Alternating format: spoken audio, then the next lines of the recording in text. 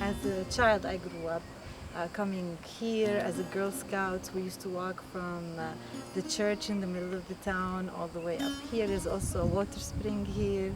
And it goes all the way to the monastery that makes wine.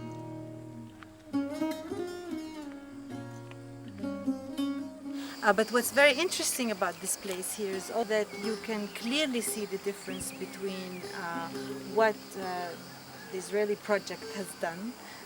When I say the Israeli project, I mean the whole state of Israel and how they have expanded their settlements.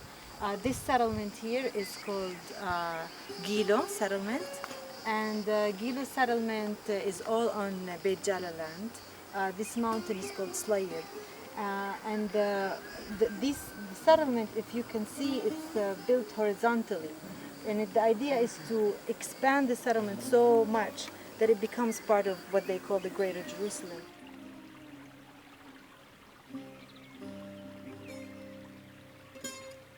But the most important thing here also is the fact that these are very ancient terraces here, and so you can see the biodiversity here. It's quite intense.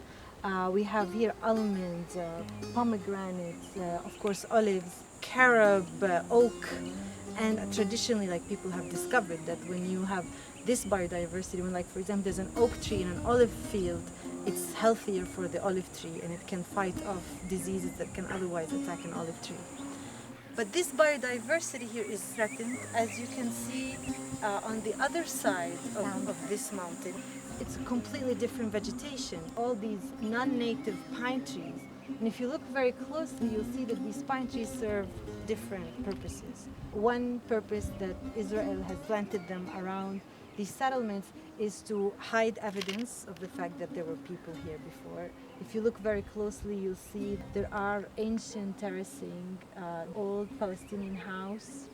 So when you plant these pine trees, they take over and they cover any evidence that people, an agricultural civilization that was very sophisticated, was living there. But also because a lot of these settlers come from Europe or the United States and they want to recreate the world that they lived in. One other problem with these pine trees is that since they're non-native and since they're intrusive to this terrain, once you plant them there and they grow, the land becomes uncultivable. You cannot cultivate this land after a while. And according to Israeli law, we can go to prison, we can be fined if we cut down these trees. And you know, if you separate people from their land, you separate people from their groves, and for me, you separate them from their atoll.